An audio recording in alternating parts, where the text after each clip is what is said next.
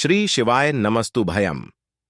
हर हर महादेव। दोस्तों, आप सभी लोग जानते हैं कि 2 अगस्त 2024 शुक्रवार को पड़ रहा है श्रावण माह का विशेष शिवरात्रि। दोस्तों, यह जो शिवरात्रि है श्रावण महीने में पड़ने वाला सबसे बड़ा शिवरात्रि है, क्योंकि यह श्रावण महीने में पड़ रहा है, जिसका बहुत ही बड़ा और विशेष महत्व होता है। और ऐसा दिन पूरे साल में सिर्फ एक ही बार आता है। और दोस्तों, आप सभी लोग जानते हो कि शिवरात्रि का अगर सबसे बड़ा कोई उपाय है तो वह 108 चावल के दाने वाला उपाय है। और दोस्तों, गुरुजी ने अपनी कथा में ही बताया हुआ है कि सावन के महीने में अगर हम कोई भी 108 चीजें भगवान शिव को अर्पित कर देते हैं तो भगवान शिव जल्दी प्रसन्न हो जाते हैं और भगवान शिव का वह आशीर्वाद हमें मिलता है, जिससे हमारी जिंदगी हमेशा के लिए खुशहाल बन जाती है और हमारे घर में कभी भी धन की कमी नहीं होती है। तो दोस्तों, आप इस उपाय से चूकना मत। दोस्तों, इस श्रावण माह के शुक्रवार शिवरात्रि के दिन आप लोगों को इस 108 चावल के दाने वाले उपाय को जरूर करना है। बहुत सारे लोग होंगे जिन लोगों ने इस उपाय को ना किया हो, मतलब पूरा साल निकल गया और उन्होंने किसी भी दिन इस 108 चावल के दाने वाले उपाय को ना किया हो। पर दोस्तों, आपके पास एक आखिरी मौका बचा हुआ है, जो कि 2 अगस्त के दिन। तो इस दिन आप लोगों को इस वाले उपाय को जरूर कर लेना है। भले ही आपने पूरे साल भर अभी तक इस उपाय को ना किया हो, पर अगर आपने इस श्रावण महीने के शिवरात्रि के दिन अगर इस वाले उपाय को कर लिया तो आपको इस उपाय को करने का वह फल मिलेगा जिसकी आपने कभी कल्पना भी नहीं करी होगी। इसीलिए आप लोग इस वाले उपाय को एक बार जरूर कर लेना, ताकि आप लोगों के हाथ से यह मौका ना जा सके और आपको इस उपाय को करने का फल मिल सके। दोस्तों, ये उपाय पंडित जी ने अपनी अभी की ही शिव महापुराण की कथा में बताया है, जिस उपाय को आज हम आपको बहुत अच्छे से समझाने वाले हैं। इस वीडियो को देखने के बाद इस उपाय को समझने के लिए आपको कोई और वीडियो को देखने की जरूरत नहीं पड़ेगी। तो चलिए दोस्तों, उपाय को शुरू करते हैं। देखिए, यह श्रावण महीने के शिवरात्रि के दिन यह इतना खास होता है, इतना महत्वपूर्ण होता है।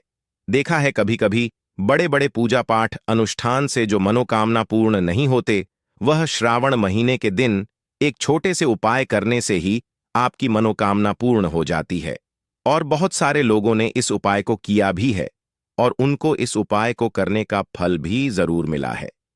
अगर आप लोग भी इस उपाय को करना चाहते हैं तो आप इस उपाय को पहले अच्छे से समझ लेना, सुन लेना, उसके बाद करना। आपको इस उपाय का फल जरूर मिलेगा।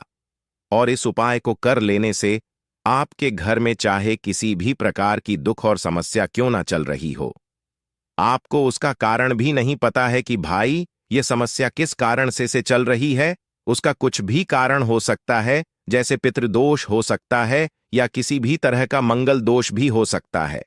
तो इस दिन आप लोगों को यह वाला उपाय कर लेना है। यह एक ऐसा उपाय है जिस उपाय को अगर किसी विशेष दिन पर किया जाए तो भाई उस विशेष दिन का जो है वह तो हमें मिलता ही मिलता है, पर हमने उस दिन पर इस उपाय को किया है तो हमें उससे भी बड़ा फल मिलता है, और फल बहुत जल्दी मिलता है, क्योंकि आप इस उपाय को बहुत ही बड़े और विशेष दिन पर कर रहे हो। तो चलिए अब उपाय के बारे में बात करते हैं, लेकिन उससे पहले आप लोगों को यह जानना आवश्यक है कि आखिर यह उपाय किस समय करना है, किसको करना है और कैसे करना है।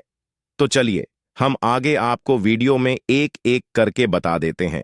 लेकिन उससे पहले अगर आप लोग हमारे चैनल पर नए हैं तो हमारे चैनल को सब्सक्राइब कर लेना और इस वीडियो को लाइक करके कमेंट बॉक्स में श्री शिवाय नमस्तु भयम, ओम नमः शिवाय जरूर टाइप कर देना।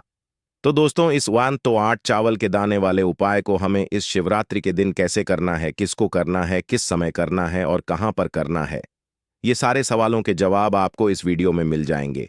और जो ये वीडियो देखेगा भाई, उसको 108 चावल के दाने वाला उपाय जरूर करना चाहिए, क्योंकि इस दिन एक चावल के दाने का भी बहुत ही बड़ा और विशेष महत्व होता है। और जब बात आ जाए 108 चावल के दाने की, तो यह सोने पर सुहागा वाली बात हो जाती है और यह एक बहुत ही बड़ा उपाय हो जाता है इस श्रावण शिवरात्रि का। तो अब दोस्तों, इस 108 चावल के दाने वाले उपाय को आखिर करना किसको है, सबसे पहले हम लोग वह बात जान लेते हैं। तो देखो, घर की जो बड़ी माताएं बहनें होती हैं, उन माताओं बहनों में से कोई भी एक बड़ी माता बहन इस वाले उपाय को कर सकती है। और दोस्तों, अगर आप चाहे तो अपने घर में से सभी सदस्यों को भी इस उपाय को करवा सकते हैं। अगर किसी व्यक्ति की खुद की कोई मनोकामना है, खुद की कोई दुख और परेशानी है जो कि वह अपने लिए ही करना चाहता है इस वाले उपाय को, तो वह खुद अपने लिए भी कर सकता है। बाकी अगर कोई घर में से ऐसा है जो कि अपने पूरे घर परिवार की सुख और शांति के लिए यह वाला उपाय करना चाहता है, तो भाई वह भी कर सकता है। उसमें भी कोई दिक्कत वाली बात नहीं है। कहने का मतलब यह है कि इस उपाय को हर एक सदस्य भी कर सकता है और पूरे घर परिवार के सदस्य के लिए घर की बड़ी माताओं बहनों में से कोई एक माता बहन भी कर सकती है। माताएं बहनें अगर घर में उपस्थित ना हो या वह यह वाला उपाय ना कर पा रही हो, तो फिर घर का कोई बड़ा सदस्य भी इस 108 चावल के दाने वाले उपाय को कर सकता है। चाहे फिर वह पुरुष ही क्यों ना हो, उसमें कोई भी दिक्कत वाली बात नहीं है। अब दोस्तों, इस 108 चावल के दाने वाले उपाय को हमें करना कहां पर है? हमें इसे शिव जी के मंदिर में जाकर करनाना है। बहुत सारे लोग प्रश्न करते हैं हर एक उपाय को करते समय, क्या हम इस उपाय को घर पर कर सकते हैं? तो इस वाले उपाय को आप घर पर नहीं कर सकते हो। इस वाले उपाय को करने के लिए आपको शिव जी के मंदिर ही जाना पड़ डीढ़ेगा। उसके बाद में दोस्तों, जो अगला प्रश्न निकल कर आता है वह यह आता है इस उपाय को लेकर कि आखिर इस उपाय को हमें किस समय करना है, सुबह के समय करना है कि शाम के समय करना है? तो देखो, इस वाले उपाय को आप लोग सुबह के समय भी कर सकते हो और शाम के समय प्रदोष काल में भी कर सकते हो। अब अगर आप पूछो कि भाई सबसे उत्तम समय कौन सा रहेगा इस 108 चावल के दाने वाले उपाय को करने का, तो हम आपसे बस यही कहेंगे कि इस उपाय को आप सुबह के समय करेंगे तो ज्यादा बेहतर होगा। बाकी अगर प्रदोष काल शाम के समय भी करेंगे तो भी अच्छा होगा, उसमें कोई भी दिक्कत वाली बात नहीं है। तो अब दोस्तों, जो अगली सबसे बड़ी और महत्वपूर्ण बात आती है वह यह आती है कि सुबह अगर हम उपाय को करेंगे तो हमें कितने बजे से लेकर कितने बजे तक के बीच में करना है, और शाम के समय प्रदोष काल में करेंगे तो हमें कितने बजे से लेकर कितने बजे के बीच में करना है। तो देखो, सुबह जितनी जल्दी हो सके आप उपाय को करने की कोशिश करना। बाकी अगर किसी कारणवश लेट भी हो जाओ, थोड़ी देर भी हो जाए, तो 10 या 11 बजे तक भी आप उपाय कर लेना, पर 1200 बजे से ज्यादा देरी ना हो, ठीक है? इस बात का ध्यान रखना। उसके बाद में दोस्तों, अगर शाम के समय प्रदोष काल की बात करें, प्रदोष काल का जो समय होता है वह शाम के 6 बजे से शुरू हो जाता है। मतलब शाम के 6 बजे से लेकर 7 बजे के बीच का जो समय होता है, ये समय प्रदोष काल का समय होता है। पर अभी जो मौसम चल रहा है, इस मौसम में जो है शाम बहुत देरी से होती है, तो आप इस उपाय को 7 या 800 बजे के बीच में भी कर सकते हो। मतलब शाम के 6 बजे से रात 28 बजे के बीच में आप कभी भी इस वाले उपाय को कर सकते हो, उसमें कोई भी दिक्कत वाली बात नहीं है। अब दोस्तों, यहां पर इस उपाय को लेकर एक और से बड़ी बात यह निकल कर आती है कि इस 108 चावल के दानों को हमें लेना कहां से होता है, और हमें इस उपाय को करने के साथ में क्या और कुछ भी सामग्री ऐसी होती है जो शिव जी के मंदिर लेकर जानी पड़ती है।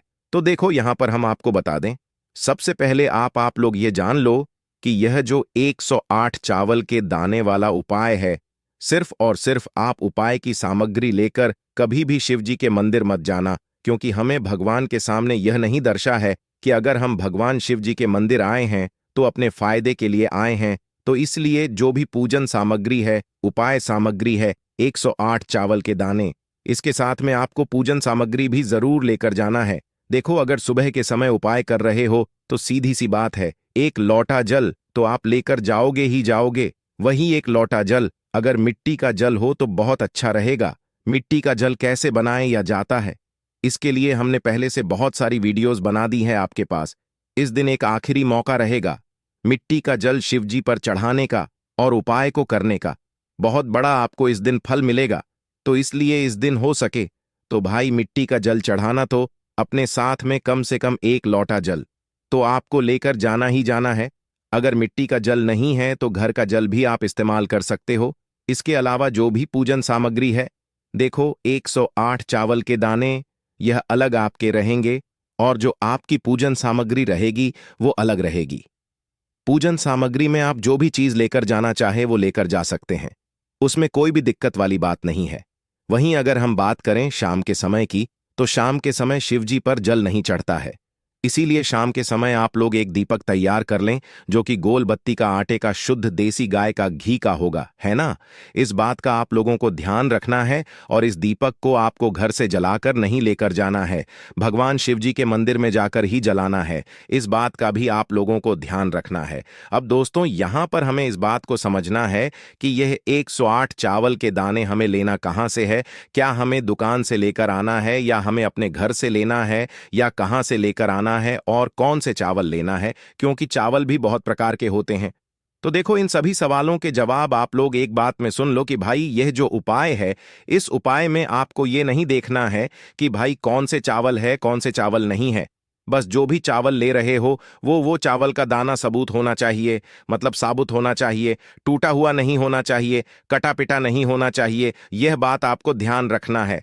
बाकी आपका चावल बासमती हो या सादा चावल हो या कोई सा भी चावल हो, उसमें कोई भी दिक्कत वाली बात नहीं है। तो सीधी सी बात है कि आपके घर के रसोई घर में जहां पर आप भोजन बनाते हो, वहां पर जो भी चावल आपके उपस्थित हो, उन चावलों में से अपनी एक कटोरी भर लेना या एक मुट्ठी चावल अलग से निकाल कर रख लेना। क्योंकि हम 108 चावल ही यहां पर इस उपाय में लेने वाले हैं, तो हमें यह चावल के दाने गिन कर निकालने पड़ देंगे।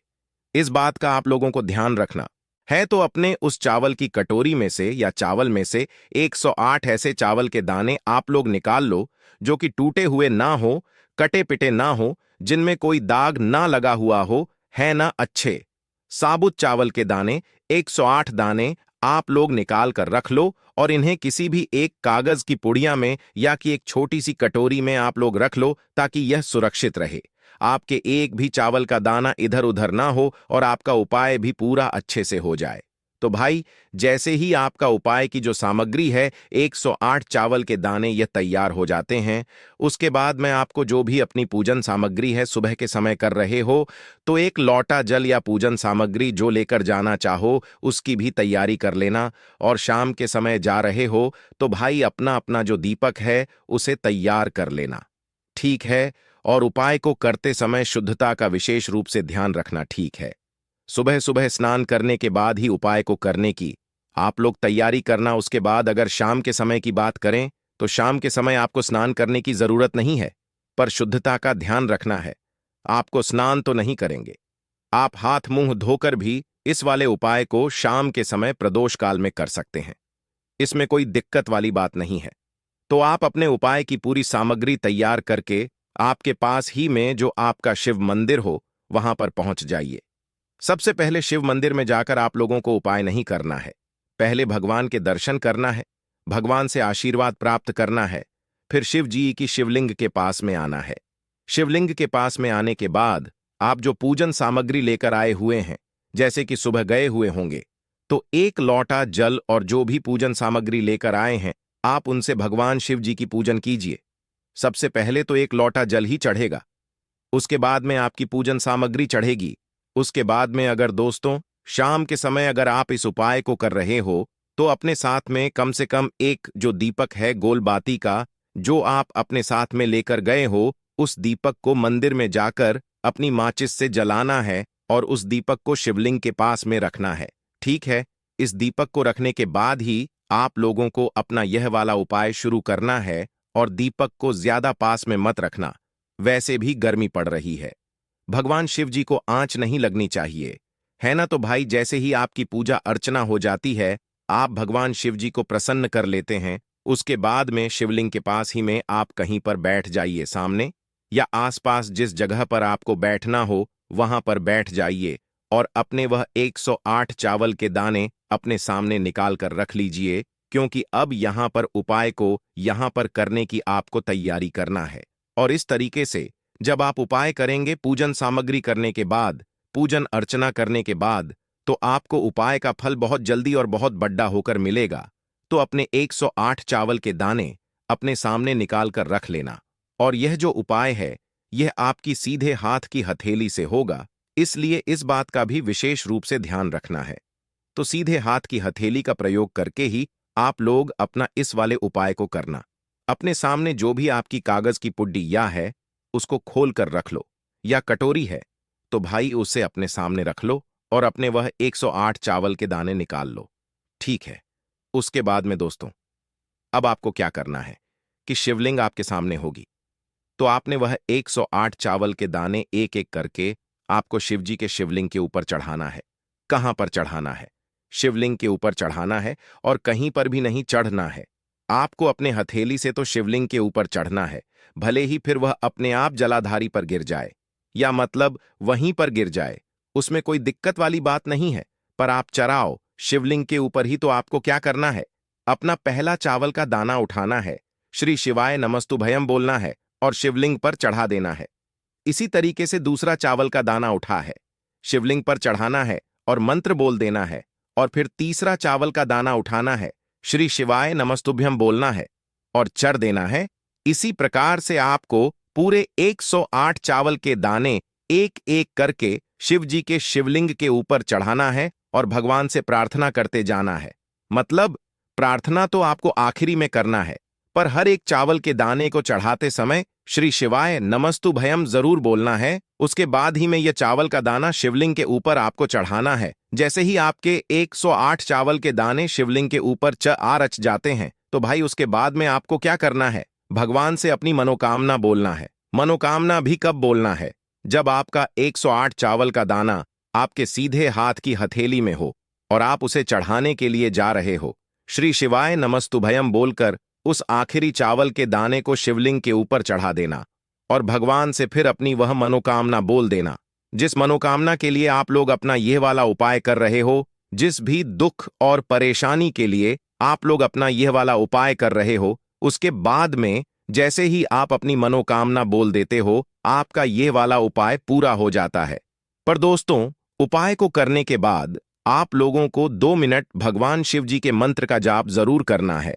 और मंत्र का जाप करने के बाद भगवान से एक और बार प्रार्थना करना है अपनी मनोकामना के लिए या अपनी जो भी दुख और परेशानी है उसके लिए। इसके बाद में आप लोग भगवान को देखकर भगवान से प्रार्थना करके उनसे आशीर्वाद लेकर वहां से उठ सकते हैं और अपने घर पर जा सकते हैं। बस दोस्तों, यहां पर यह वाला उपाय पूरा हो जाता है। इस तरीके से जो भी व्यक्ति छोटी छोटी चीजों का ध्यान रखते हुए इस 108 चावल के दाने वाले उपाय को करेगा, निश्चित सी बात है उसे उसकी मनोकामना जल्द ही पूर्ण होगी।